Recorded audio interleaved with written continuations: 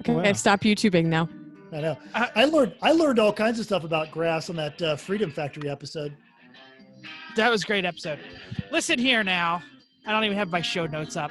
Jesus Yeah, Christ. don't you know that? Come Hold on a on. second. started 30 the seconds. recording. And listeners, Here we go. No. Listeners, we've been on the phone now for like 15 minutes. I know we're talking about Looking at YouTube We were videos. here a half an hour before then. Okay. Shh. I'm getting to the top.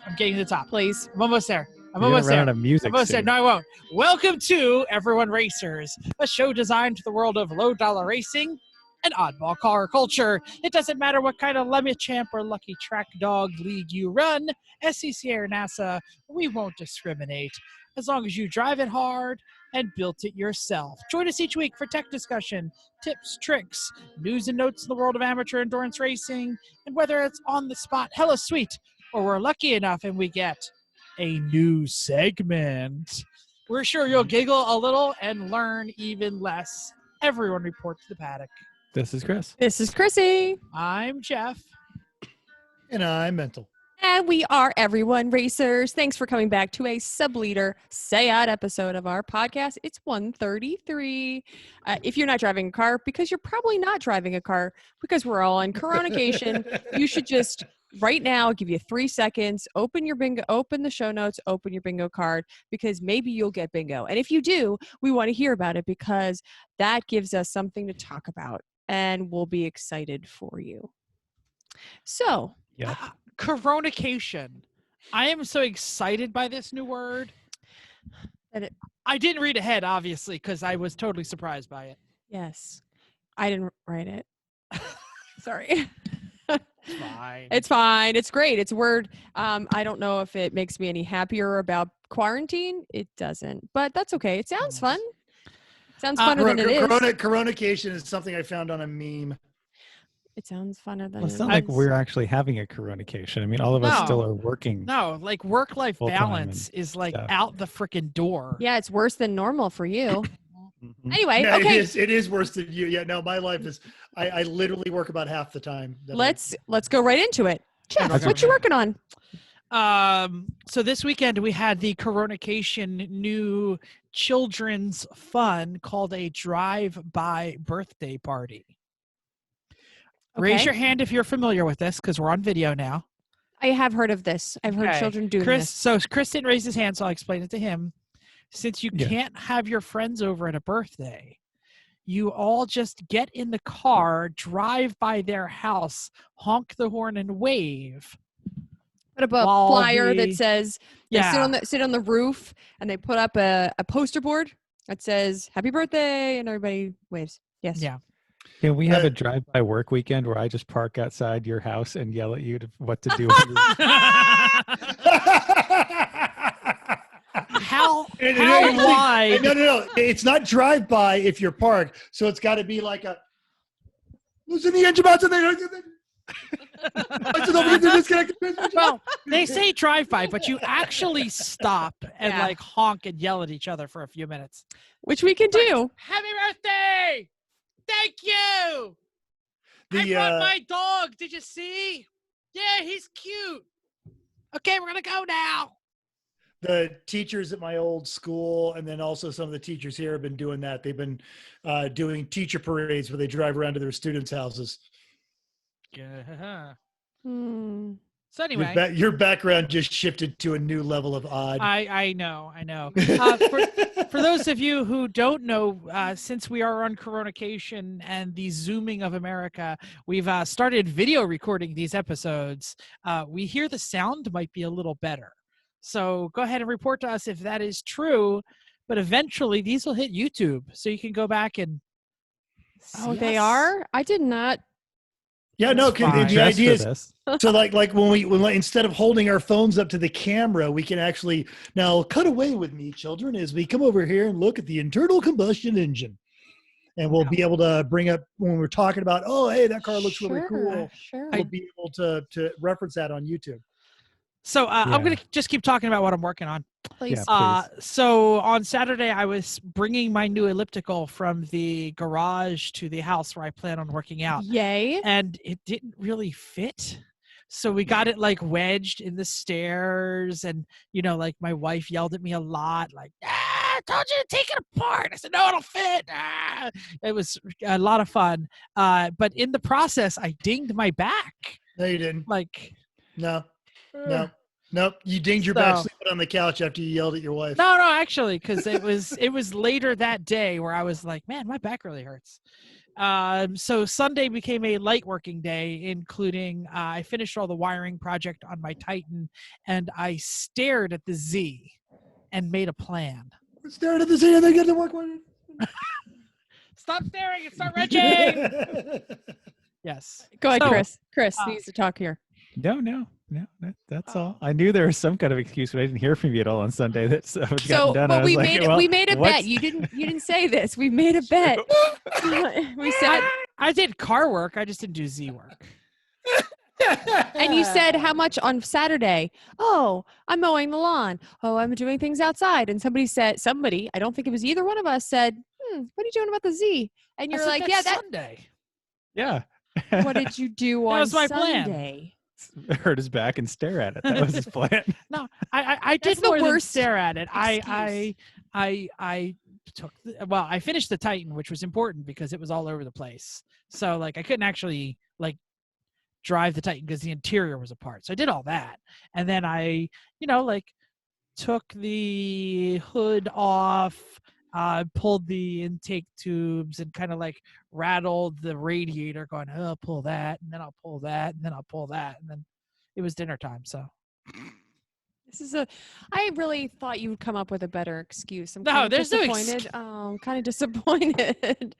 I was I like, would have come oh, up with an excuse. your parents We're on needed something. Coronication.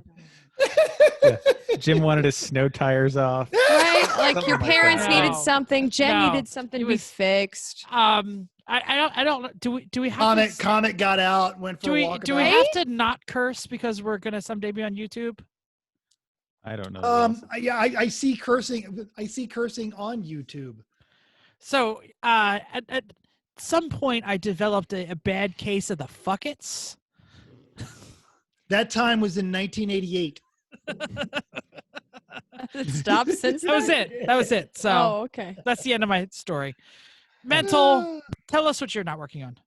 Puzzles. I've got a to-do list. Like I'm the anti-Hamsa. Like my whole to-do list for the house, none of it's getting done. Vicky bought some puzzles and we've got a puzzle. Monday though was our 18-year anniversary, and we have a Woohoo! we have a tradition on our anniversary. We have two anniversaries because we got Justice of the Peace anniversary, but we always go to a restaurant, sit at the bar, and eat dinner and talk to the bartender. And that comes back to our very first anniversary when I failed to make dinner reservations and just thought we would walk into the nice restaurant, and we ended up sitting at the bar, and it just kind of became our thing. But we couldn't go to one of our favorite chains because Coronication. So I went to the grocery store and bought everything I could to actually duplicate a meal at Texas Roadhouse. So I got like a pair of steaks and I got like butter, and I Googled how to make whipped butter so that, because they always have the rolls that they have on there, and we grilled steaks and made a salad. And so we had a lovely anniversary dinner on Monday. That's cool. That's nice. Vicky made a bunch of tortilla chips. So whipping its way across the United States there are 2 boxes of chips. One is going to your house, Jeff, and one is going to CNC Mayhem Factory. Knowing that Chrissy doesn't eat wheat, I figure 1 bag is going to Carol and 1 bag is going to Jen. And then Chris can just eat guacamole with the rest of them. And yeah, Okay. unless you don't care. Whatever. The Anyway. lovely and talented Jennifer was very excited by this. Mhm. Excellent. Yes. So there's Star Wars Jen and then lovely and talented Jen, which is not to imply that Star Yes. Wars Jen isn't lovely or talented, but everyone knows Star Wars Jen. Anyway, Well, we all know Um, that my wife doesn't give a flip about Star Wars. So that's Fair. the way to tell them apart. That's okay. that's the way. I've literally been trying to get competent with iRacing. I sat down and watched YouTube videos trying to match up an actual car that I have access to with a racetrack that I have access to, and I can now get a Spec Racer Ford within 8 seconds of a race-winning pace on Laguna Seca. So I got that. Ah. I put in about 40 laps last night around Daytona's road course, just 2 sets of 20. Haven't gotten sick, so I think I'm starting to get used to it. Used to the VR Start thing. driving some of the slower cars because that's what you're going to need to do for most of the stuff you're going to be doing. Whether I it's know, and it's like whether it's getting licenses or racing with us or racing with Lemons or racing with anybody, they're all just using normal cars. I know the Champ is going to use Caymans, so I was trying to do the Cayman because. God, I just don't remember Miatas understeering that damn much. I don't know of any Miata that understeers or violently snap oversteering out of nowhere. Seriously, Yeah, and you're going to tell me I can't recover from a lift throttle oversteer in third gear? Right. Yeah. Yeah. Come on. That's come why on. I will tell you the Mustang, whatever GT 500 RS or something like that, whatever it is quite good to drive. It'll understeer sometimes, it'll oversteer sometimes. You can catch it. It makes sense. It's pretty reasonable. It's fast, but not too fast. It's a good time. I'm having a similar experience with the CTSV. I like the CTSV. Can kind of hang the tail end out a little bit. Was really enjoying the Cayman around Daytona though. That was fun. I'm learning also, like Chris, we talked about, how we're visceral drivers. We know what the car's doing because we can feel it. So much of my knowledge of Daytona is references off the track. Like, the stands where they do the speckle, all this kind of stuff. And the iRacing has none of the stands around Daytona. So I was having to redo all my markers. Mm-hmm. Anyway, my commute is getting alarmingly quick. I made it to work the other day in 12 minutes. And because I've got so many roads, I'm probably going to need rear tires soon. I leave the traction. I believe I you leave knew the that this was traction going to control. happen. I leave the traction control on, but I wonder how fast I can get to 45. I could do it before I get across the intersection. Yeah. Yep. That's the problem. I mean, not a problem, but you know what I mean. Yeah. I'm saying your I'm in the happy problem phase. is Yeah, exactly. somewhere in that sentence. I'm in the happy phase of You are- alcoholism with my addiction to that acceleration where, no, it's all good. I can quit anytime I want. Yeah. Moderation, my friend. Moderation. Exactly. Okay. Is that the end? Yes. Oh. He just starts drinking alcohol. He's not like tossing it over. Chrissy, what are you working on? Oh, okay. Weird. It's not my turn, but okay. Not much. Who follows You didn't the get list? skipped over, which is good. I didn't. Seriously, either. she's complaining about not getting skipped. I'm not. I was busy looking for Cinco de Mayo videos to download for my background. It's a thing. Anyway, so I have been doing lots of cleaning. I did a fabulous cleanup of our basement where we work out every day. It just needed to be cleaned. It was one of those, like, we haven't been there in a while, and we go there all the time, just never clean it. So my mother has also been staying here for a while. She's switching things up from staying at Jen's and staying to our house. So we worked on cleaning her car in and out, and then we did some yard work, which will continue. I've got plenty to do, and but I do have some lovely flowers growing. Planted a couple vegetables, except for there's some storms coming, and so I'm not sure how well my flowers will be staying there. So that's what I'm doing. And then same old. I still have no idea what day it is. I work out a couple times a day. I go to my office. I come downstairs. I go back to my office. Although the last couple of days I've been sitting out on the porch for the meetings. I know it's not 422 sucks level of traffic, but I hear the stairs from your office to your lunch place can be cat laden. So be careful. Yes, she usually runs down with us because she wants to go outside. So she does this thing where she stands at the top of the steps and she's like, "Oh wait, are you going downstairs? Oh, okay, I'll go with you." And then she sprints down the stairs and meets us at the door. Like almost under your feet. Yes, I mean, I'm aware of she does practice. four steps, and then Yeah. she just across. That's the infamous oatmeal. Your cat is trying to kill you.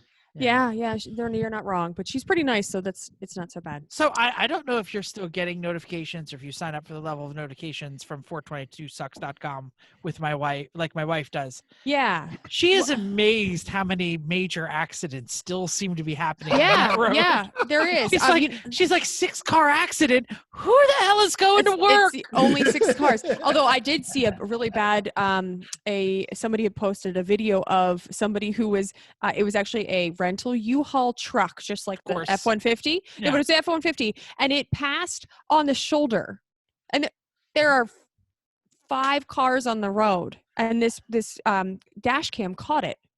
Really? World's fastest and best off-road vehicle is a rented truck. Rental car. Really?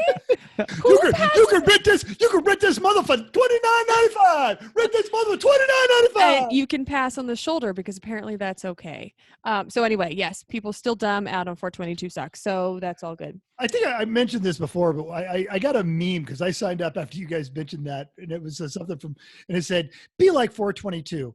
Keep improving yourself, no matter how much of a pain in the ass it is for other people." It's a pretty good way. Yeah. Okay. So Chris will go, and then I'll add my other thing to go. Okay. Go ahead, Chris. Oh, What are you working on? I removed the CD changer in Chrissy's mom's car because it was making some delightful machine gun noises from the dash. Turns out there's a broken gear in the CD changer. Oh, it was much worse than that. Yeah, it was loud. It took a long time. I thought you fixed. Oh no, that was her dad's truck. Okay, sorry. Dad's truck. I pulled all the CDs out of Snowflake because it was just chewing on them. Now it doesn't chew on them anymore, but it's still never going to put anything else in it. So neither of their CD changers work or exist anymore. But that's okay because when's the last time you use a CD changer? Like, Mental, have you pushed the button for the CD changer in the Mercedes yet to see the dash rise up?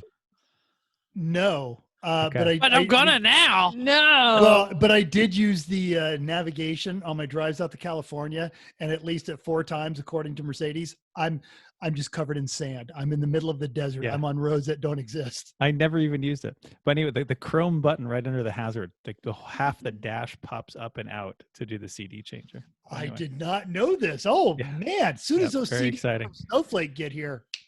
Yep, great. Let's see what else. Keep waiting. I finished the Solstice. That's race ready now. All the fluids are changed. New spark plugs. Got 2 rear view cameras on it. One on the back bumper and one on the passenger side mirror, both on separate screens on the dash. Fully cleaned out the fuel system, which involved siphoning all the gas out. That was really fun. And then I even drained the last that's out of the tank with a towel as I wiped the rest of the tank out to get all of the crud out of it. Good choice.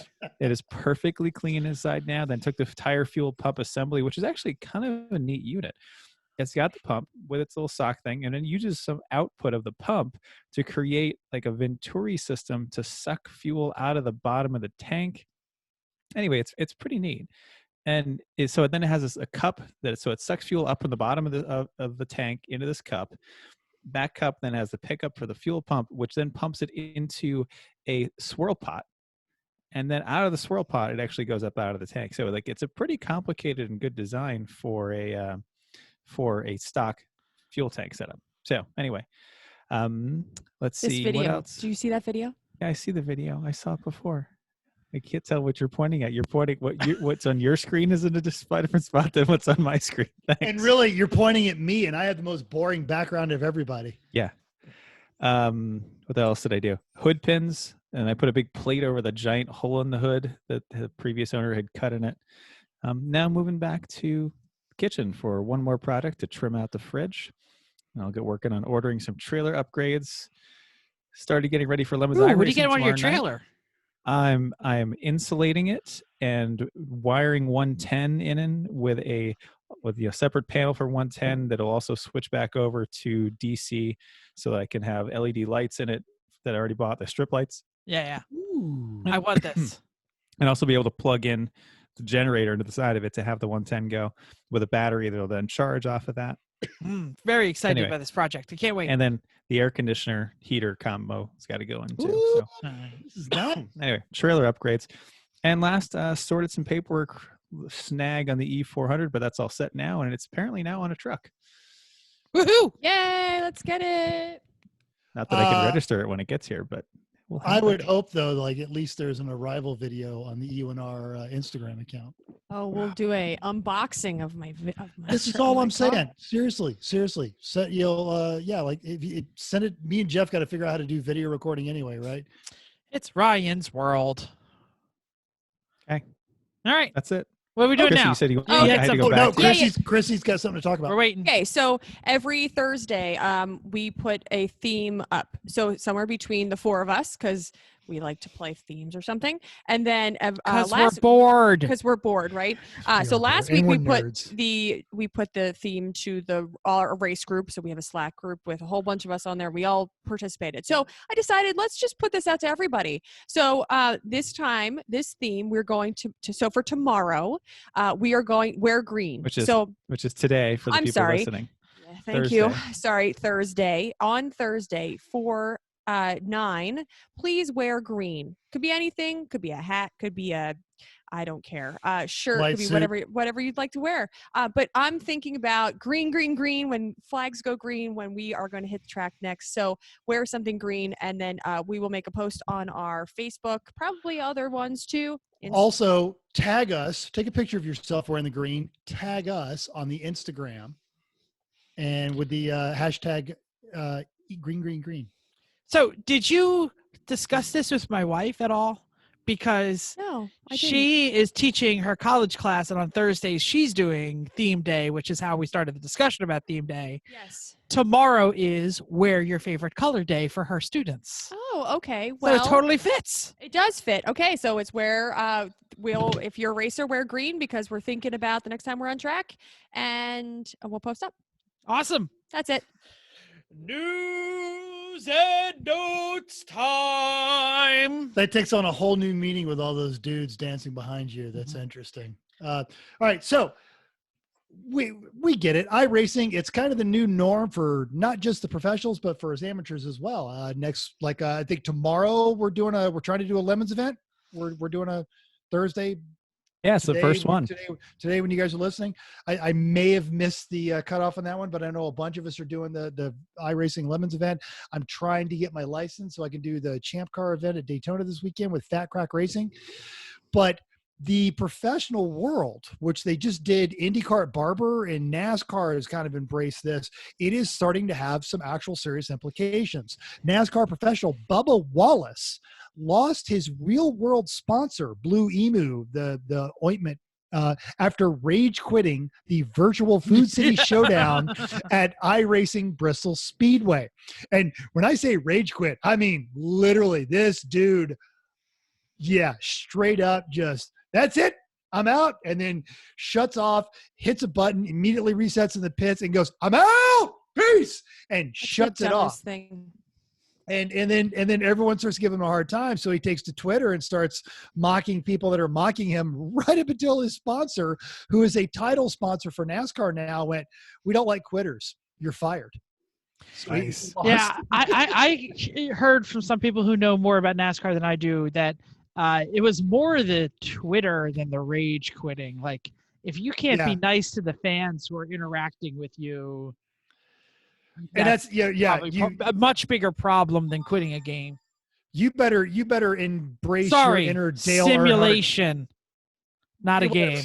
But if your fans are following you around, you better embrace your inner Dale Hart Sr., Bill Elliott, Richard Petty. Well, I couldn't be more happy with the Craco Power, Kmart, Sears sponsored Agave. Put your hat back.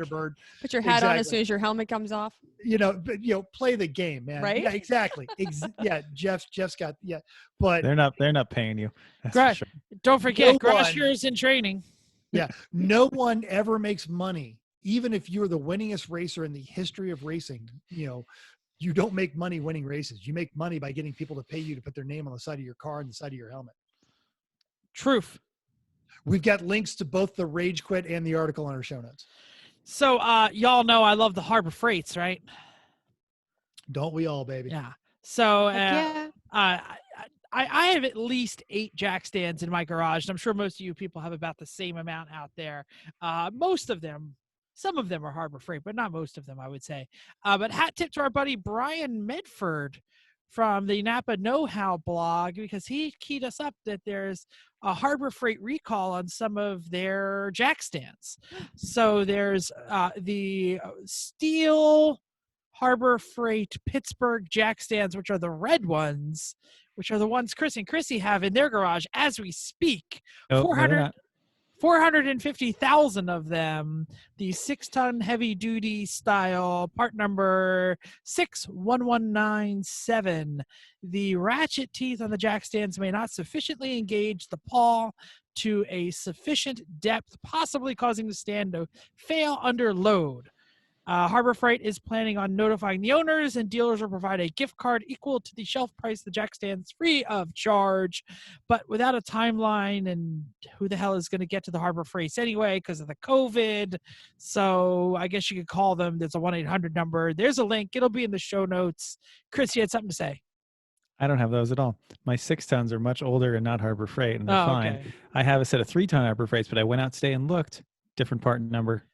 Yeah, clear. I don't have the stamped steel versions of Harbor Freight either, so I got no part number to check, but I just want to make sure everybody's good. Yep. Any other news, or do we go to the news segment? Any race results? No, but I know Champcar's already done an iRacing thing, and they had a live simulcast, but they didn't post up the results. And obviously, we're not going to be able to get that off our normal sources from Race Hero. So if you're one of the series organizers and you guys are having these iSeries, send us your results because we'd love to read that stuff on the air. I read crap on the air. Yeah, I'm kidding. that's not. No. All right, right, hold on, hush. Come on. News segment time. Jeff is so excited about I am so excited about this. Really is. I got to use my powers of alliteration. Racer Rona reaction. I just wanted to call it the Rona. A new segment where we're going to highlight the racing community and what it's doing in response to the COVID-19 pandemic.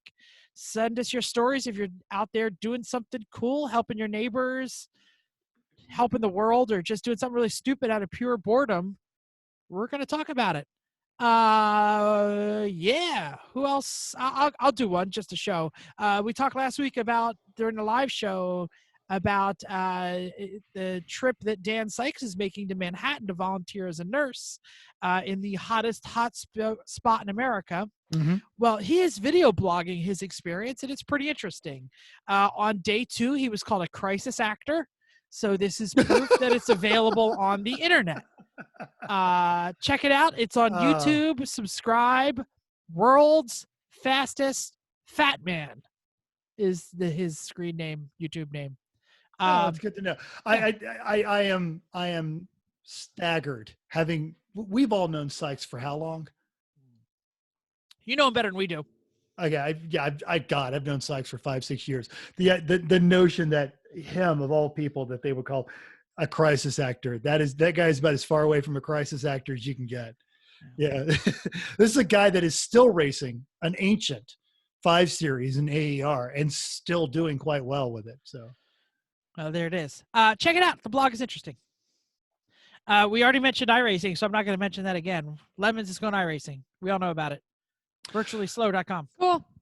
Our teammate, Hamsa, the purveyor of all things, the guy that's actually getting his entire honeydew list and house thing done. So he's probably going to end up with a Z in his shop if he's not careful. He went in, it was he sent me a text, the style of mask, Conway, something. Anyway, so Hamsa posted a YouTube video. Link is in our show notes. How to make these masks. My wife is actually making the same one. So if you've got a sewing machine and you're reasonably competent with it, you can make these. The filter element is a blue shop towel or a cut up allergen vacuum bag, one of the allergen vacuum bags. There's a number of different mediums that you can use for the breathing elements on there. But check out the link. Our buddy Hamsa shows you how to make your mask. Make a couple. Make one for you, make one for your family. And then if you've got folks who can't get them, can't make them, or you've got first responders that are going through them like tissue paper, drop them off. Yeah, they're washable and you can replace the filter. I will mention that the proper Zepp blue shop towels sold the hell out everywhere. So I'm sure you might be going to the fabric store. O'Reilly still had them available for pickup as of yesterday. Oh, because my wife was like, I don't want to hoard all the blue paper towels. I'm like, hoard all the blue paper towels because someday this will be over and I will need them. They're not going to go bad. Nope. No. Yeah. Anybody else got anything? We're just going to keep going here. Listener feedback. back. Oh, best video of I- cats morphing on behind you. This Okay, video so is freaking me the hell out. so I was busy cleaning the basement this weekend, and I took a picture that Chris was dealing with, the sad job of cleaning out the crud in the Solstice tank. So I wanted. And I'd love you say sad job because he was so happy. He was the so. look on his face was finally fix something. Oh, he I was was so so miserable. mad. I Don't you came just out and was love- like, Don't you just love getting doused in gasoline and like having your just hands in a fuel tank? and when we were trying to like It's so fun. siphon the gas from the tank, and then it was like splurting out onto your shoe because you were trying to get it into the red can under your feet. It soaked my sock. I was like, Gasoline. you can't come in here and eat lunch. And it was the worst. Anyway, On the upside, and do not take this advice. Gas kills germs. his shoes are clean. Then the tops of his shoes and his socks are clean now. Okay. Mhm. Anyway, so I asked what the folks were doing because I wanted to hear what everybody was working on. Hopefully, some of the race cars. So Carl A was building a sim rig for which he didn't have a computer to run it, but he was also doing his rear E36 wheel bearings. Bruce was working on He probably didn't take a month to do his, like some other people that we know. No, he didn't. Bruce was working on his RV. He was making bed frames above front seats. Dean had reinstalled a base tube in the Porsche and gutted a passenger door for some more lightness, with spelled MOAR. Dave Eckel was removing a mild 302 and replacing it with a hot rod 347. 302 is going into his buddy's lemony 1964 Falcon rebuild. Russell was putting a new intake and a timing on an old pretty car that I didn't know what it was. Cameron was installing hardwood floors that looked a lot like our project, so I completely understand what's going on with that. Ben Mitchell was getting closer to ripping the converted blue 19 car on the rally circuit, starting at the 0 car whilst getting the wherewithal to put the motor back together, building transmissions. So as always, we'd love to hear what you're working on. I'm going to give you a heads up. There's probably going to be a what you drinking soon because, again, getting bored with life. So I'd like to see hear more projects. Come on. Yeah, We've got and if you no shortage of projects. I have so many. If you're waiting for us to call you guys out, hashtag it, what you're working on, and then just tag us in your IG post as well. Oh, how do you what? And then hopefully Mental sees it because I didn't.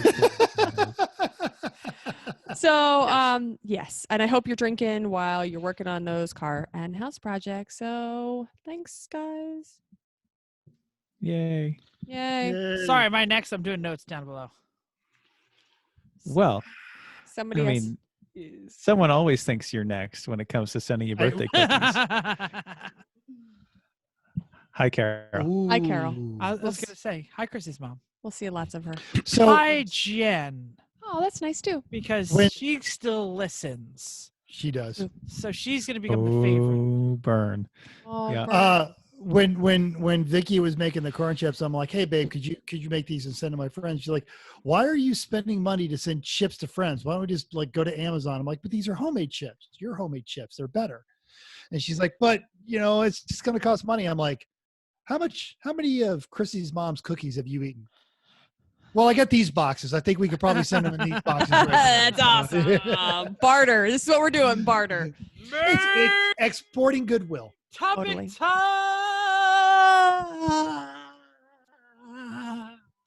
Wow. Oh, that's Jeff terrible. is really getting into this background behind him. I think he's kind of channeling it. It is awesome. Yeah.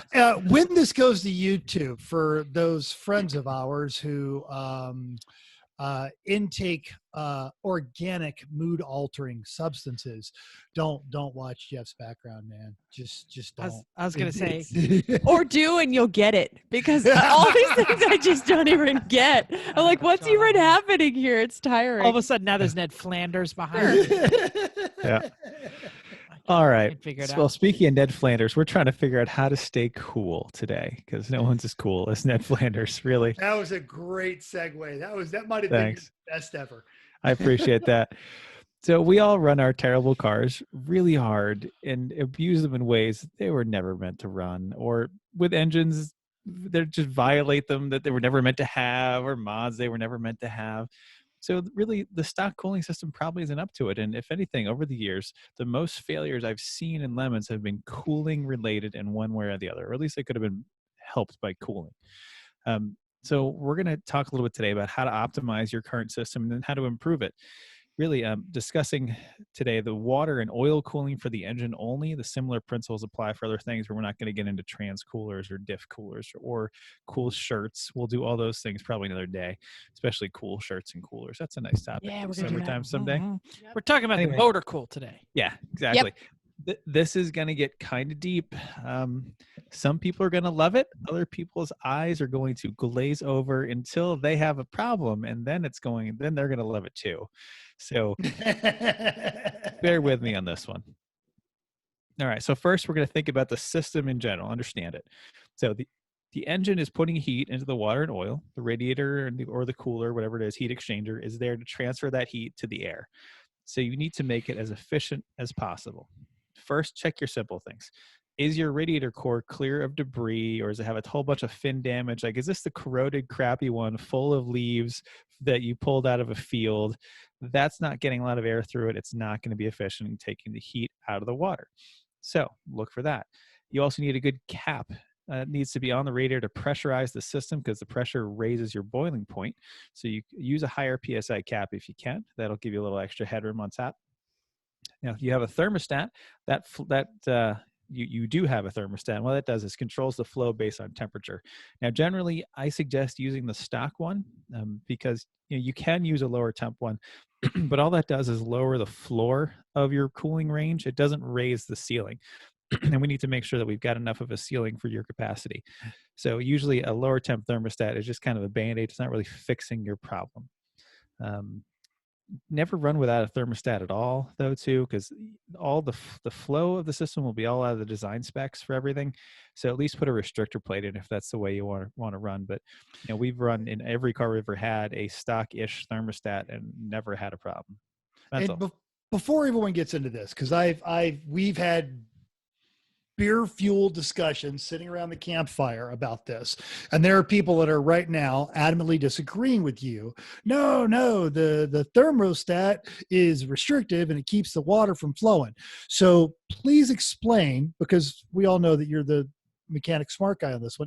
Please explain why it's a bad idea. Just the flow's out of spec, but what's the other big point? Because I know what I'm thinking, but you're going to probably say it a lot smarter. I have no idea what you're talking about. The flow is spec. This the system's designed to flow at a certain speed. And yes. And a certain flow. And so if it flows too fast, if your hot water is going through your radiator too fast, what's happening? Well, some would argue that it's the same because it just flows through twice. Others say, well, it doesn't pull as much heat out every pass. So I like to think that these engineers that did all of this, and especially we're going to get into an engineer fight. Well, when they're designing stuff to last for a long ass time, which most of them are in these quality OEMs, they probably have some idea of what's good, especially when it comes to heat management, because that has to do with emissions, it has to do with longevity, it has to do with all kinds of things. And I've never really had a problem with it, despite all the stuff we've run over all the years. And even when I've had cooling problems, like on the street, the thermostat has never solved the problem, like unless it was a failed removing thermostat. The thermostat. Yeah, yes. A failed thermostat, sure, but removing it or going to a lower temp one never solves your problem. That's just a Band-Aid and hides the real issue. Which once you fix the real issue, it's all fine. So, and the only time I've ever had success in going to a lower temperature thermostat was when I lived in Nebraska. I had a pickup truck that I bought in Georgia, and I went into the auto parts store and said, my heat is not getting very hot. And the guy just looks at me and literally throws the new thermostat up in there. And I swapped it in the parking lot, and it was great because that's why you get a lower temperature thermostat, so that, it'll open up and I can actually get hot water through my heater in the driver's compartment. But the other way around, but the other thing when you're, yeah. But if you're trying to get something wrong, check it off your bingo card. It's called the free space. But if you're like you said, you're trying to solve the problem in the wrong direction if you're doing that. All right. Yes. All right. So next, think about the air that's going through the system, going through your heat exchangers. Air is lazy. It wants to avoid difficult situations, like your loser cousin who doesn't do crap. Okay. Thanks for the laugh. We needed that. Yeah, thank you. You have to force the air through the radiator and then also give it a path out the engine bay. Like you got to kick your loser cousin out of the basement and give him a path down to the unemployment office or the, wherever. Can we say indigent child? Indigent child, sure. Instead of Indigent cousin. child Why is the cousin living with you? I don't know. I don't know. Because if he's that much of a loser and he's living in your basement, you want to get him out. Yeah. Well, first off, they're a child. You can't get unemployment for a child. Mm-hmm. Depends on how old they are. It could be an adult child. Right? That's what I'm thinking. Either way. Look, I don't know. it's like being sort of pregnant. You're either an adult or a child. You can vote or you can't. All right, Chris, keep going. Anyway, so you've got to get air in and you got to force it in. So ducting. You've got to close up all the holes in the front of the car near the radiator. So what comes in the grill has to go through the radiator because the air doesn't want to go that way. It wants to just kind of go around or through wherever's easier because a good heat exchanger is going to take some effort to go through. So you make it so it has no choice by filling all the holes. Use sheet metal, we've used like rigid foam, we've used expanding foam, we've used rags, like all kinds of junk, whatever it is. Duct tape, fill those holes. Air has no place else to go. You can even project the ducting out of the bumper a little bit so it can capture some of the air at the front of the car. Spoilers and splitters help with this too. And also the little flat trays you get under the radiator. Like a Miata has a little horizontal tray by the radiator. Mm-hmm. F bodies have this vertical piece kind of under the radiator. Those things are there for a reason and really work. Top of the radiator too. Yeah. Because everywhere.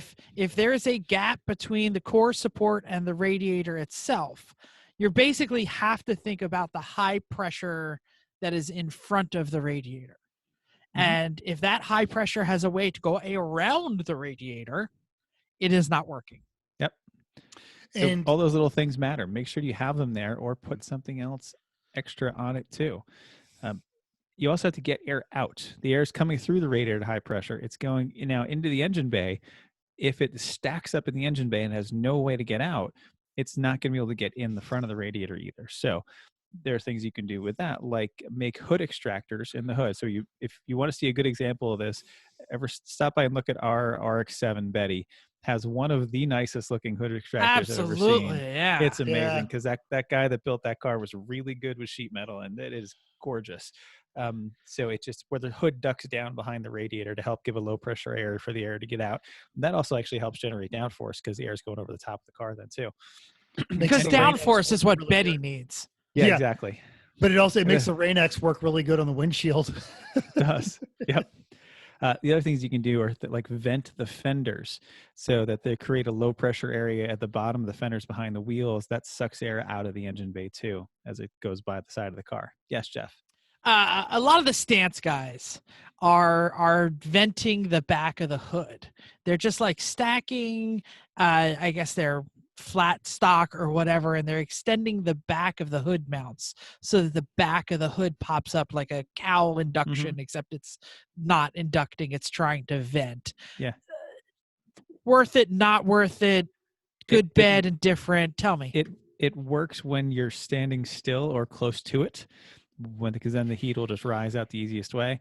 But once you're moving, the base of where the windshield meets the hood is actually a high pressure area. Hence the cowl induction back in the 60s that the Mopars are running. Yes. And it'll shove air into the engine bay that way. And then you actually have more air in your engine bay. You're trying to evacuate it and create low pressure there, let alone high. And it starts to conflict with each other. Like it's going in the opposite direction and runs into the heat that you're trying to exchange out. Yeah. So you ruin your flow through the engine bay that way. So I actually knew that answer, but I wanted to. Yeah, I know. And if you don't understand what he's talking about when he says high pressure and low pressure, just Google Bernoulli's principle. Mm-hmm. The other thing you can do, you can create a low pressure area in the engine bay and behind it with a splitter or a spoiler in the front, something so that when the air is blocked in the front of the car and it creates low pressure behind it, so it'll suck through what it can from the engine bay as it dumps out past the back of the engine. Cool. So, yep. So when you first start racing cars, it's kind of, there's two schools of thought when it comes to most of this endurance racing. Is one of them is, buy a fast car, make it reliable, and the other one is buy a reliable car and make it fast. in both cases, you're going to get faster as it goes on. You're going to be better drivers. Your car is going to be more reliable. This is when these cooling problems start to show up. Unless it's something blatantly obvious, like a clogged radiator or a failing water pump, you're not going to notice until you start going faster. And then the car's on the track longer. You're on the track longer because you guys are going faster. And this, you're going to notice your temperatures. And there's an insidious nature to this. And the temptation as you start getting faster is to start ripping things out of the engine bay because they weigh, like the standard factory ducting behind your radiator that Chris is talking about, fan shrouds, things of that nature. And this is where you're going to start running into problems because air is going to go around that radiator rather than through it. And it's going to start becoming an issue. You need to be proactive about that. I love to talk about the Thunderbird that I run with the Inglorious Bastards. Thunderbird! Texas. Thunderbird! Woo! And exactly this. The car was never fast enough to really start overheating, and then they started getting that sorted out, and then they got the engine figured out and the transmission figured out, and all of a sudden it was running, and then they could not for the life of them figure out the cooling. And he went and bought the biggest radiator that could physically fit behind that hood, and it still wasn't working. And it was exactly what Chris was talking about. He had to sit down one day with a lot of actual aluminum duct tape and 10 snips and force the air to come through that radiator. One time when we were doing some work on the car, we'd pulled off one of the pieces of metal tape that sealed the induction from the front bumper through the radiator, pulled it off. The car overheated. We had to come back in and put back on a 3-foot section of tape because the air was taking the easy way out. Yeah. And Jeff, you want to talk about what you're writing right now because it's a perfect spot for it. Oh, do you want me to do that? Yeah, I was going to put it a little later, but so we've run some turbo cars, and we've run some turbo cars we built the turbo for that didn't come from the factory turbo. And a little bit later, I'm going to be talking about like adding oil coolers and stuff like that. But there's more than one cooler in the front of your car, most likely. There's oil coolers. If you got an automatic transmission, there's transmission coolers. If you got an intercooler, you're going to have an intercooler. And it is highly possible to just overstack the front end. And as you stack, you get heat soak from one cooler to the next, to the next, to the next as they go back. So if the front mount intercooler is generating so much heat, as the cold air comes in at 60 degrees and passes through that intercooler, it's now leaving at 90 degrees. And it's getting to the transmission cooler, and it's leaving the transmission cooler at 120 degrees. You're already losing that 40 to 50 degrees that you're trying to pull out with the radiator. So you just need to be aware that sometimes you're stacking too much in the front end, and I guess that's where I'll end it there because we'll talk about it in a minute. You're also not getting as much airflow through it too, and it's going to be more turbulent. It's slowing going to have a down. harder time. It's going to stack up a lot. So if you can separate those coolers out, that's effective. Like we did with the Honda, the first real race we ran with the turbo that we were going for anything like the time we were overheating despite everything we were doing. We moved the oil cooler from in front of in the stack with the intercooler and the radiator to its own spot where the headlight used to be with some ducting on it. And it made a big difference. It wasn't enough, but it made a big difference just moving that cooler alone. So yeah, and it was too small of a cooler, and there's more than things to do, but position matters. Yeah, totally. All right. So now you've got your air flowing. It's flowing well. It's ducted well. It's going where it's supposed to be. It still might not be enough. Now you're going to need a bigger radiator. So when looking, you're going to need to get some dimensions to figure it out. Maybe you've got a car that you can get one from the better model. Like if you've got a V6 Mustang, get one from the V8. If we've got one in our Solstice that was from the turbo model. Platform mates too. Like the Civic one we used to run was from a 91 Integra AC automatic because that was the thickest core and it would fit right in. So if you can't get one of those now, you're going to have to go custom.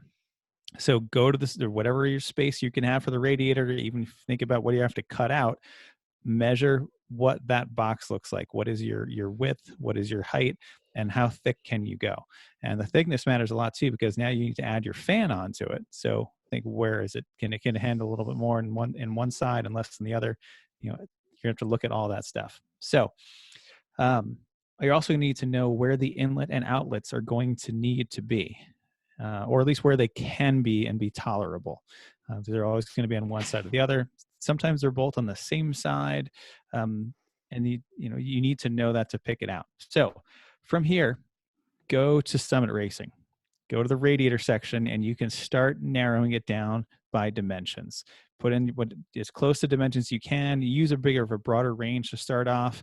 Also start putting in where the inlets and outlets are. Start broad, gradually work your way down until you get to a small number. See how close you can get to your ideal. If you can't get it quite right, back off on a couple of them, see where you end up. It takes a little while of poking through it, but that's just how we figured out that we can end up with a Circle Track V8 radiator in the Civic. It just barely fits, but it does fit, and it's the biggest thing that could go in there, and it kept a car that couldn't run full speed in April in the Northeast to one that we can pound on in August, and it's fine. It just needed a bigger radiator, and the Honda ones weren't going to cut it. Nor was the Volkswagen Scirocco one that the internet said will fit just fine, and they're running in Arizona. So There's no sad. problem. The internet lied. I'm a French model.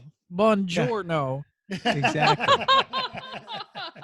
So it takes some time playing with the catalog, but it works. Just, have your measurements solid, know where your inlets and outlets have to be, and where your cap location is, things like that. There's so many choices. It's amazing how many things are out there. You will find something. You just have to spend your time with the catalog. Mental. Now, did you call Summit, or did you just actually sit there with your giant brain and click in the dimensions? I didn't take much of a giant brain on this one. It's really just, I know it's this big by this big by this big. And so you start putting you go to the radiators, you can start doing it by dimensions, and that's it. So, okay. Because I know for some of the more common applications, if you've got, your V8 powered stuff, your F bodies and your Mustangs, so you can call and actually sit and have a conversation with Summit or Jags and those, and say, look, I'm doing this, and this is what my problems are, and this is primarily where the RPM range where it lives, and they can offer you some good solutions. If this I is called common, Summit no a couple problem. years ago, and I was like, so we have a problem with our S10 overheating. Some jerk off mounted a tri-hull boat in the front of it, and how big does the holes need to be in the tri-hull boat? And the fan shrouds are no longer. It was They weren't helpful. If you've got something common and the motor is common, you can probably find something. The stuff I'm talking about is the wacky stuff, but that's what Lemons is about. But, like our case, it's a 07 Acura motor in an 89 Civic. Like, there's no book for this. Come on, this motor doesn't fit at all. We had to cut a hole in the hood. Like, it doesn't belong. we had to put a hood on a hood. Yeah. It's Dawg, we heard you like the hood. Yeah. So this is for the really wacky stuff. So, all right, now you've got a radiator. It's in there. Your hoses aren't going to fit because everything's a hot mess. Oh, my hoses, they fit. Well, when they're that small. So flaccid and flexible. Here's what you need to know. You need to know the inlet and outlet size for what's on the radiator and what's on the motor, the approximate shape, and a rough measurement for length that you'll probably estimate a little high as you're used to. So when you get that, Gates has amazing online catalogs, and I've got links to 2 of them in the show notes. The first one is where you just put in the dimensions, 1.5 inlet, 1.75 outlet, 18 inches long, and it'll give you several choices. That way isn't quite right for some because it doesn't really show you the real shapes of things. So the other one is a just huge long PDF of pictures and dimensions and part numbers. And so it's all sorted by dimension of the opening size. So like for ours, I just scrolled through knowing my approximate dimensions and approximate shapes and looking at the parts and seeing what's there and making a short list on a notepad of which ones were close and then narrowing it down by seeing what was actually available because I didn't want to find something completely unobtainium. But in the end, you get the Gates part number, which you can then go to an order from Rock Auto or use the cross fluorescence to get from Flaps. And this is how we ended up with the upper radiator hose from a DeLorean. And the lower radiator hose in our car is the upper hose from a Saab 9.5 V6 turbo. So does it still have the metal extension in it? No, that's long gone. That was the old radiator. This is the new radiator. So All right, yeah, and bonus, if you can't sleep at night, paging through a Gates catalog will absolutely just put you right out. like I said, this is not exciting, and it's going to glaze a lot of your eyes over until you need it. And really that Gates catalog saved us, because the hose that we have on the bottom, the one from the Saab, it's like a pig's tail. This thing, it's a curly Q, but it goes from two completely different sizes to another, and it is a mess. And I almost, if I could have a hose designed for this, it's pretty much this one, and it's the only one that looked like it. And who knew? This would have been a real problem otherwise. So that worked out great. All right. You're through most of it now. From here, you have to make mounts, but if you got this far, you can probably figure out how to make a mount. You're like, for this is the easy part. Yeah. Yeah. Like, it's just got to be in there. And don't mount it, whatever you don't mount it hard. Make sure it can move around. It needs to move around a little bit, especially if you get bumped, which occasionally happens. Wiggle it just a little It bit. needs to move so it doesn't break. Make it move. Fans. Yes, you need them. People say, well, we're always moving. Yeah, we have yellow flags. Oh, until you're not. My car speed is way faster than that fan. I'm just gonna push through the air. Yeah. What's the longest number of yellow laps? And Jeff, how many yellow Like 4-hour shifts that were just yellow Or mostly yellow. You'd race for a little bit and then they would come back. Or how about a red flag? You're going full tilt and then stop. Stop. Mm-hmm. Yep. Right. Had to do that in the Civic. I think, isn't that what we think cooked the axle? Yeah. Mm-hmm. Yeah. Anyway, so you need a fan. Get the biggest one you can. And a lot of people say, "Oh, I got this Spal super mega fan. It's super thin. It's only an inch, half an inch thin." It's crap. Thin fans are crap. They flow their rated CFM when they're in free air, and only in free air. So those small motors just don't physically have the capability of putting out the torque to pull through a big radiator or pull through a couple coolers. It's physically impossible. Jeff, anybody ever gone canoeing? Raise your hand if you've gone canoeing. How many people are like, you know what I want is the thin paddle? I want the paddle that is really thin, and I'm just gonna move it. But it's technologically advanced. No, it's technologically advanced. The carbon fiber? Exactly. The blades in the fan can be thin, but if the motor is a thin little motor, it's not possible for it to generate the torque you need. Well, no, but what I'm saying is what you need some depth to the fan. Yeah. Because if the blades aren't angled, which I've seen a lot of those little electric motors, because they don't have a very strong motor, the blades are almost straight. Yeah. Because it uses speed versus bite. It all comes down to the torque of that motor. Yeah. Here's the key. Get the deepest one you can, but specifically find the one that has the highest power draw, the one that pulls the most amps. Because that's the biggest motor. The biggest motor is pulling the most amps, which is going to pull the most air through a difficult circumstance. So that's how you go on these. Yes, mental. And I'll put you on the spot, and I apologize if you don't know. Is there a Junkyard Solution fan that you like? Well, just depends on the car. Jeff thought that was about. You could do the Junkyard one, because I want to talk about the shrouds. Oh, go find a 1982 Saab, like the sliders in the Jeep. No, the Ford Taurus 3.8 or the Lincoln Mark 8 have big ass fans in them. Apparently, some Volvos too. So much so that some of those cars have these specifically like big thick, like 4-gauge wires going to relays and fuses just for the fans. Or mental, actually, the one in your car, the fan is enormous, and it's like a 3-speed fan, and coming off track, you hear that thing really wind up. Like small children and animals need to stay away from the front of the car. If there's a little man who has to go contact and then push it with their hands and start it, that's a good fan. Chris, yeah. I know I colored this section green because I really wanted to talk about fan shrouds. Okay. We already talked about the front of the radiator and the high pressure system. A fan without a shroud is like a fish without a, I don't know. There's no thing I want to say here. if it's not ducted, there's a reason that ducted fans just work so much better. They're on every single OEM. Yeah. Like everyone. Yeah. So when we had the boat and we were overheating with the boat and it was a regular S10 with old stock motor, we cooled that sucker down by fixing the fan shroud. And it's just like a 2-piece of plastic that clamshells around the fan, but it lets the fan do the work because instead of pushing off the ends of the blades, it pushes off the sides of the blades and pushes it towards the engine where all that stuff is supposed to matter. Flow matters. Go ahead, Chris. And that was a big ass mechanical fan. And if you have one of those on your car, keep it.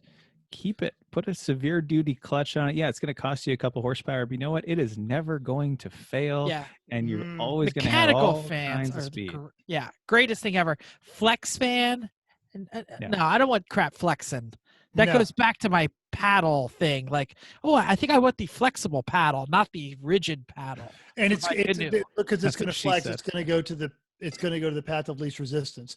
I think where a lot of people get in trouble with shrouds is they're in a race, they're doing well, and then the radiator freaks out on them, and then they call in, they yank, you got to pull the shroud off to get to everything, and they're like, no, we don't have time for the shroud, we don't have time for the shroud, we don't have time for the shroud, and they don't slap it back on there, and it's a minute. Take that minute. Or they pull it off because that is weight in reduction. The way. Yeah, exactly. We are faster now. I had an El Camino that it overheated just because there wasn't a shroud. I had a big mechanical fan on it, and the air would just move around the fan instead of being sucked through. What car were we working on where I put my hand in the fan like 3 times? All of them. Was that at Laguna? Was that Mo's car? Might have been. Yeah. Yeah. I remember. Yeah. Fan shrouds, save your freaking fingers too, everybody. just leave the gosh dang fan shroud where it belongs. Yep. Now here's another thing I want to make sure I talk about. When you're putting fans and shrouds on, don't use the through the radiator zip tie things. I hate these for oil coolers too. Do not use them.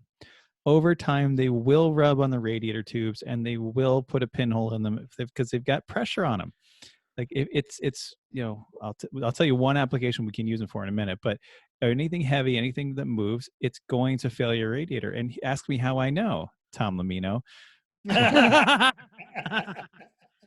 how do you know? Right. I ended up changing the engine with Tom in a junkyard motor one weekend in his Golf because the little zip tie thing that went through the radiator rubbed a pinhole in it for the fan attached, and it very slowly peed all its coolants out until it completely cooked that motor. That was a shame. I didn't get to drive it with the good motor. We were way out of contention, and I lost all kinds of time. And how many hours did it take you to do that swap? All of them. Yeah. And it took 2 hours to cook the motor of it gradually peeing itself out. Yeah. So, yep. And then some of the day we're going to talk about some of the day we're going to talk about how to help your idiot friends not blow your car up, and we'll talk about things like a coolant pressure light. That's a different day. Ooh. Yes.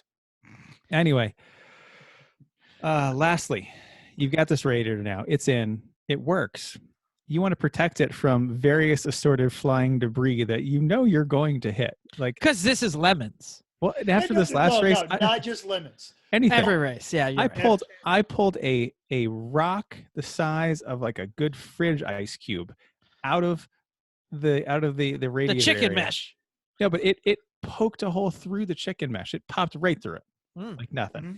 So I said, well, I need something better than this. Also, because I knew the chicken mesh was having some impact on airflow through it because it was a good solid 10 inches in front of the radiator, way out at the front of the bumper there. So I did some digging, and there's a great aerodynamics section on the Grassroots Motorsports forum with one of the guys that writes for GRM occasionally comments on, Steve Stafford. Someone asked this question. He suggested a fiberglass honeycomb mesh. Goes right up against the radiator, about an inch thick. This is new. Yeah, you'll see it when you see the Honda next. And so but you can cut it with a razor blade and you can put it on. And this is the only time you can use those push with radiator things, because this stuff weighs nothing. There's no pressure on it. It's not doing anything. Oh, and it doesn't move. Okay. It doesn't move. Ooh, Chrissy's showing us pictures. And when you put it right against the radiator, it doesn't have the aerodynamic impact of something that's inches and inches away. Plus, it's an inch thick and it's really sturdy. So when it gets hit by something, it'll absorb that impact and spread the load out, and it won't damage your radiator. Actually, it looked kind of cool. I'm sure this is fantastic, but if only the engine nerds are really worried about their chicken mesh way up there. I think. But if you're not getting enough air through your radiator, I suspect a chicken mesh. But I'm saying for 9 out of 10 people out there, put the freaking chicken mesh and not worry about it. You know. I mean, this was only like $20 for a sheet that was bigger that's than not our bad. radiator. I think I didn't even use half the sheet. So we've got enough for another radiator out of this. So do we have a link to where to get this stuff? I got it on Amazon. It's just, Right, it was called cool. Radiator Honeycomb or Mesh or something. No, really. That works, because this is a great solution. Yeah. We've used our share of chicken mesh for years and years and years. It's like the mechanical fan. It's not going to fail you until you get like the boot, you know, like. I saw it and said, this is a better idea. I like this. And so I bought it and I put it on. I'm not against it. I'm just saying. Because even with the chicken mesh, Jeff, we still had a lot of damage to the minor cooling Absolutely. fins. You had to continually things. and you had to continually fix it, and you had to continually replace it because it gets holes in it. Well, but I'm talking the radiator itself still was getting damaged by things because the holes were big in the chicken mesh. And or even up at the top where like above the bumper below the hood, there was that gap, and I couldn't get any chicken mesh to fit in there. So this fills that, for example, too. So you can use both. Even have a great time. Everybody, make sure you check off chicken mesh on your bingo card. Oh no, I didn't get chicken mesh on my bingo card this time. But you came in third. Are you done, Chris? Because I have only one more topic. I'm done. I have one more thing to say, and I just a lot of people say, well, I'm just going to run a stock car. Also, no one's left, Jeff. They're all bored and they turned it off. Sorry. Sorry. Well, but they're going to miss just the tip. They're going to miss my good and very short tip, which is about oil coolers. Water is not the only thing that's overheating in your engine. Oil lubricates and cools your motor. Having an oil cooler is very important. If you're running in naturally aspirated turbo, I don't care what it is. If it's endurance racing, put on a freaking oil cooler. They're not that expensive. Yes, you can get cheap Chinese eBay ones. You can dig them out of the junkyard. The RX-7 has a great oil cooler on it, most generations. All Crown Vic PIs, I think. Yeah, exactly. There's a ton of oil coolers out there, but the cheap Chinese ones work. Tube and fin, not as good as stacked plate. I don't have to go too deep into that, but the stacked plate just works better. They cost more. But you can get them all widths, you can get them all sizes, you can get them all things. Obviously, the bigger the better. Stacked is better than tube and fin. Everything we talked about before about making sure the air goes through it, making sure the position matters. This is all really important. But I'm going to tell you one more thing about just going out there and buying your old cheap Chinese eBay oil cooler. It's the AN fittings. So you're going to have to put on AN fittings, and it's real easy to click that one's got giant outlets, and I want to do that one, click. And then you have to buy more AN fittings than you need because you got to get it to the tube size that fits your oil filter relocation kit, which is 9 times out of 10 how you're putting this in. You could spend way more on the AN fittings than you will on the cooler itself. And so you got to plan ahead. You got to know what you got to use AN fittings. You just got to be careful. You got to design it. Most are using the AN fittings because of the hose itself. Yeah, because you want to put on good hose, quality hose that's abrasion, pressure, heat resistant. It's not expensive. I got regular old cheap. I don't think it was rubber. I think it was neoprene or something hose that was on. That was on like a circle track place. I got it from Barron's.com. I'll link in the show notes. It was called like Bob's hose or Bill's hose or something. And it was designed for racing oil. So it was great. It was like no more per foot than you would pay for any other regular heater hose, but it was designed with the high flexibility rating and the high temperature rating and the abrasion rating. Like, you don't need to go steel braided, especially if you're in a cheap endurance series, because if you put on hundreds of dollars of steel braided hose, you're gonna get some laps. It's not that expensive, actually. Yeah. Like, No, but it looks too pretty. yeah. I mean, we have it on our oil and fuel systems because like, Well, did fuel all this work, I'm not going to cheap out on that. Yeah, but Jeff, I heard that actually you were a huge fan of this, so much so that you actually keep stockpiles of this hose in different postal zip codes. What? Do I? You got hose in different area codes. Got it. I will say that most of the times when we have had a problem with an oil leak, it is usually from something other than the hose. Even when we buy the rubber stuff, it's because something fell off. It's because the barb was not tightened correctly. It's rarely that the hose got ran through. Chrissy disagrees with that. I do, absolutely. Yeah. Which car? So, Honda, New I didn't buy that hose. Well, we had it on there, didn't. so we did, and we came from a different area code. We didn't think we needed it, and it was not because it was installed improperly. It blew apart. I'm surprised you don't remember that. We specifically didn't put the blingy hose on because he said, "Oh, we don't want to look too cheaty," and it almost cost us a motor when the hose delaminated, started to come apart. This is in the our system goes from out of the engine straight to a big filter, remote mounted, and then straight to the cooler, and then from the cooler back to the engine. There's no bypass. There's no nothing. It all goes through it. And one of the fittings out of the cooler back to the motor, the hose just separated and blew up. And it wasn't that old. It was like within a year old. It wasn't like it was cracked and old. Throw the Chrissy caught it. Out. Get good hose. There you go. Chrissy caught it with the pressure come down, and she caught it and moved right off the track and shut the motor off before blowing the motor up and before ruining everyone else's day with an oiled down track. So I do remember that. I thought that was not. No, that was just the hose. It was just crappy hose. So I was going into 2A, and all of a sudden it was like big puff of smoke in the car, and said it was like, well, that's weird. What's going on? And then it was right before the light came on. The emergency bad red light to say that it's bad. So get good hose.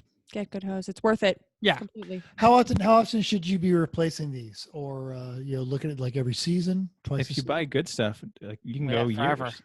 You can go years. Yeah. Stuff that has fuel in it and breaks down more often than stuff just with oil, but you can go a long time. Probably longer than any of these cars are going to survive normally. So. I don't think we ever replace the hose in the boat once we put the first oil cooler in. Yeah, and that's in the Ombre now still. Yeah, and that was the Bill's hose, whatever it was. Yeah. The stuff I got at the Circle Track store.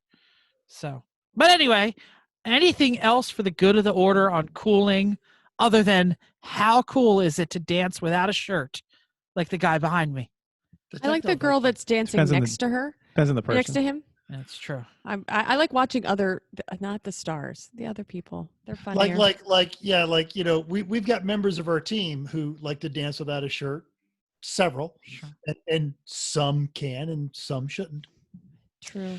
Just the tip time. Yep. All right, this is all based on Jeff's story earlier about the Jackstands. So this is all about safety during your quarantine. You should go and check your safety gear that's in your garage for imperfections, because now's the time to do it, because we're all looking at things a little differently because we got time. So check your, like Jeff said, check your Jackstands for cracks. Try to check out those Harbor Freight ones that were just recalled, and making sure that your teeth are engaged fully. But here's some other things you can check and really replace if you see it, because you probably didn't do it before. You probably said, it's fine, but now's the time. Check your floor jacks for hydraulic leaks. That's the little up and down ones, floor jacks that you pull around, not the quick jacks, but any hydraulic leaks are good to fix. Frayed electrical cords, or fix that janky cord or drop lamp that has been working, but it works for now, but when it doesn't, we don't want to play the old Sparky game. Did you ever play that game? Mm-hmm. We've played that game. That's fine. It'll just sparkle a little. Don't worry. Just don't touch this part to this part, and then you'll get zapped. This was an old lamp that we had a long time ago, and we don't play this game anymore now that I'm safety squirrel. Anyway, uneven wear on a bench grinder stone, because we don't want it to break apart, because that makes it a little easier when you put a piece of metal to it. Right? Mental's pointing to his neck. That's a thing.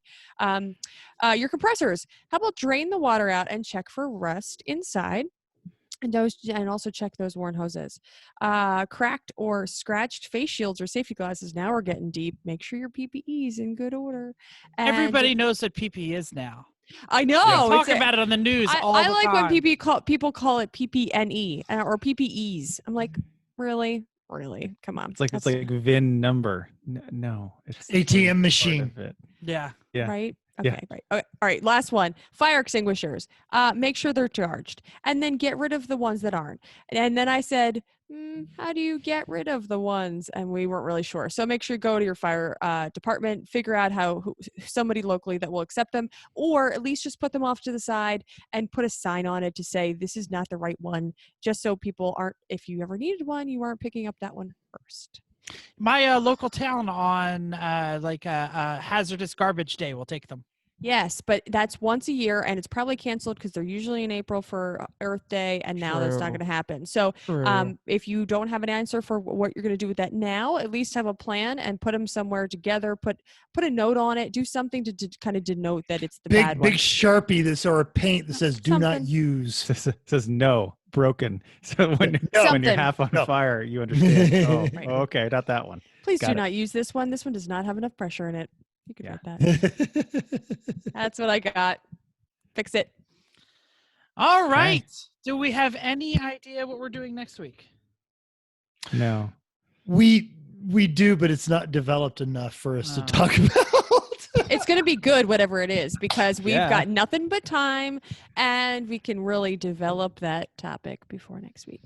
But we in the same way that we try to limit how many guests we have on the show, we're limiting our techno shows. Yeah, because no one wants to keep listening to me babble on. It's long. For sure. It's long. Yeah. But you meant like.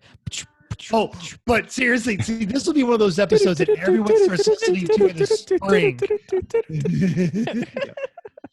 The system. That's what I'm trying to get. Wait. The system is down.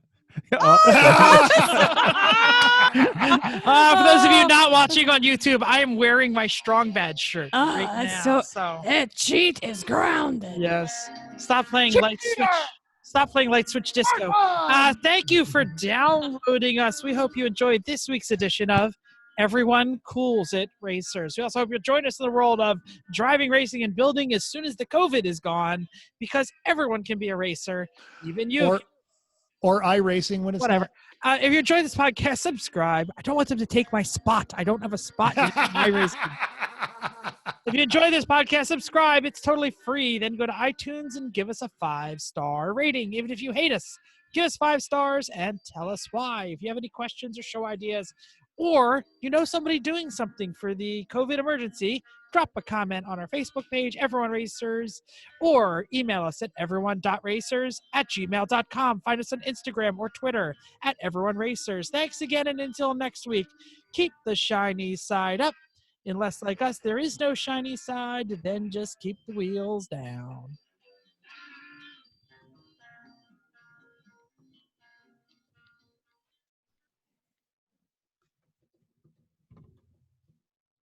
Stop the recording.